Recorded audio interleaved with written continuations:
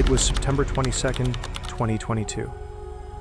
Just 4 days after the biggest gaming leak in history, a teenager sat in a quiet hotel room, an iPhone linked to the recent chaos nearby, perhaps a TV remote casually in his hand. He seemed unfazed, lost in his own world. But outside, the calm was shattered. 2 vehicles roared to a stop, doors flung open, and a swarm of police officers rushed towards the building.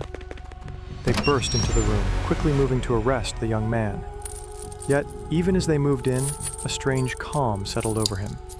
He remained utterly unfazed, his expression betraying no shock or fear. This was the moment they finally caught Arion Kurtaj, a hacker whose mind operated on a plane few could comprehend. But to understand this fully, we have to go back in time.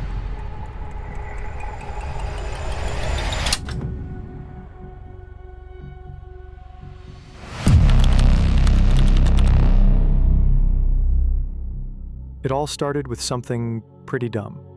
Minecraft. Yeah, that blocky game everyone played.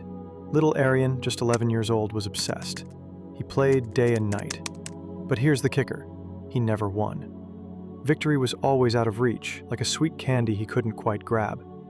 He got super frustrated. So, what did he do? He didn't just give up. He did what any kid fed up with losing might do. He went searching. He looked up how to use cheat codes in Minecraft. And when he found them, when he finally tasted that sweet, sweet victory, that's where it all really began.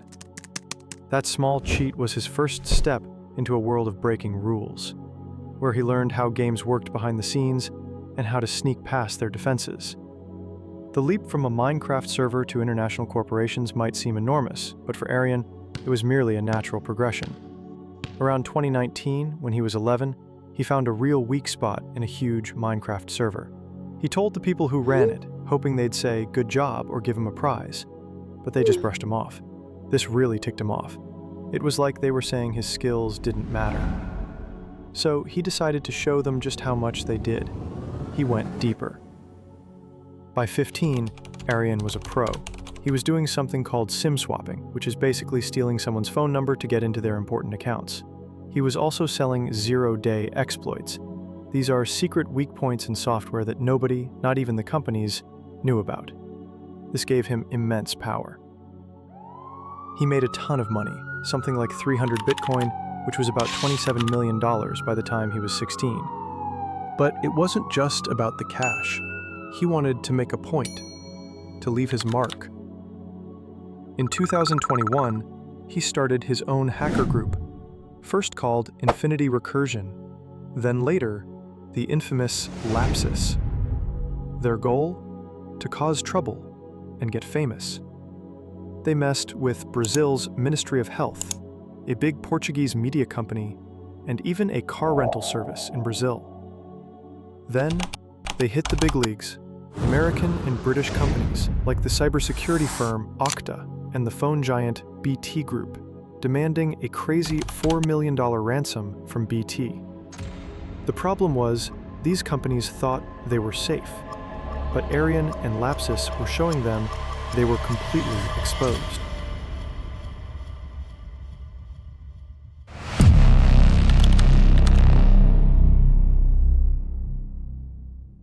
Even the smartest people make silly mistakes. For Arion, it happened with a website called DocSpin, which he bought. It was full of leaked personal info.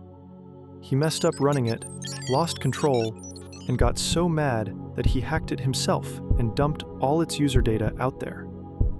This dumb move, made out of anger, was his undoing. It was how they finally figured out who he was. He got caught, but the cops had a new problem. His money was super hard to trace, and because of his autism, the law didn't know what to do with him. He received a tiny slap on the wrist, a small ban from using computers. That was no solution for a guy like him. He jumped right back into hacking, relentless as ever. He hit NVIDIA, stealing stuff about their super powerful 3090 Ti graphics card. He breached Microsoft, leaking secret code. He even targeted Samsung. He was like a digital ghost they just couldn't catch. The FBI stepped in, totally confused by how Lapsus was so successful. Their fancy hacking methods? Turns out, they were shockingly simple. The scary truth was, Lapsus wasn't using super high-tech tricks. They were just paying employees to get inside. The big problem wasn't always complex code, it was people themselves.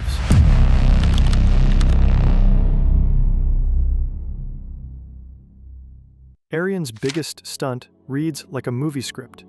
While under surveillance in a hotel room, no devices, no internet, supposedly shut down, he found a way. He bought an Amazon Fire Stick, a keyboard, and a mouse. He used the hotel TV and Wi-Fi to sneak into a hidden virtual computer. Then, with pure genius and a lot of social engineering, he managed to talk his way into Rockstar Games' secret systems. He did this by pretending to be one of their employees, convincing someone that he had forgotten his passwords and needed help logging back into their internal systems. This smooth talk and deception gave him exactly what he needed: login details to game development channels on Slack. This access then led him to highly confidential GTA 5 files and even early GTA 6 development files, including gameplay footage and the game's source code, which he then leaked online. It sent shockwaves through the whole gaming and tech world. On was arrested again. But because of his very serious autism, he didn't go to jail. Instead, he was sent to a high-security mental hospital, where he is now. This was the only way they thought they could control such a unique and powerful mind. But the story isn't over. Before he was locked up, Arion reportedly told the authorities something chilling.